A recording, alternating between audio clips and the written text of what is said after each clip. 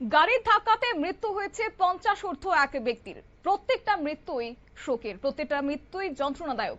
কিন্তু এই যে খবরটা প্রকাশ করছি সেটা কি আদৌ সেখানে গাড়ির ধাক্কাতে মৃত্যু হয়েছে নাকি পরিকল্পিতভাবে খুন করা হয়েছে?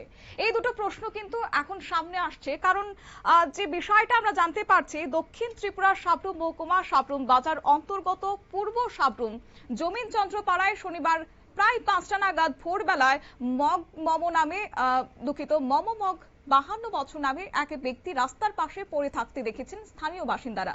আর খবর শুনতে ছুটে আসেন এলাকার লোকজনেরা। পরে বিষয়টি সাবরুম থানাতে জানানো হয়েছে। ছুটে যায় সাবরুম থানা। এরপরই খবর যে ফরেনসিক টিম সহ সাবরুম থানার পুলিশ ঘটনাস্থলে পৌঁছে তদন্ত শুরু করেছে।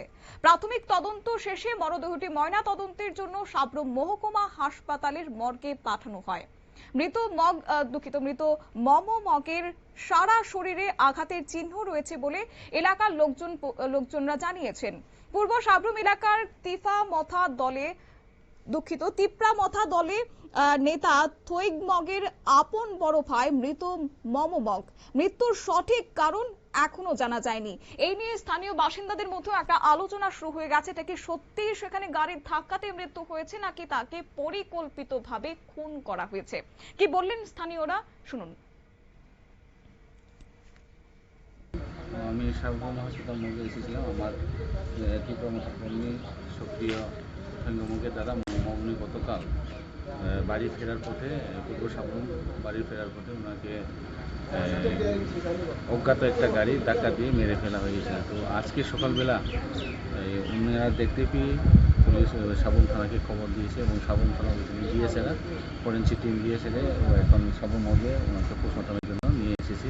তো এখানে যারা ফরেনসিক টিম গিয়েছিল ওনারা বলেছে যে এটাকে গাড়ির ধাক্কায় মেরে ফেলা হয়েছে। তো এখানে স্পষ্ট দেখা গেছে ওনার শরীরে গাড়ির ধাক্কাও রয়েছে, অনেক জায়গাতে কোথাও রয়েছে। তো এখানে থেকে একটা পরিষ্কার যে ওনাকে গতকালকে রাত্রে অজ্ঞাত যে কোনো একটা গাড়ি রাত্রেবেলা 8টা থেকে রাত্রে 7টা থেকে 8টার ভিতরে ওনাকে ধাক্কা দিয়ে মেরে ফেলা হয়েছে। তো উনি বলেছিলেন যে একটা গাড়ি ঢুকেছে, এখনও গাড়িটাকে ওনারা সঠিকভাবে চিহ্নিত করতে পারেনি। ঘটনাটা ঘটেছে পূর্ব সাবরুম জমিচন্দ্র পাড়ার বাড়ি যাওয়ার পথে মমমগের দাদা ওনার বাড়ি কোথায়?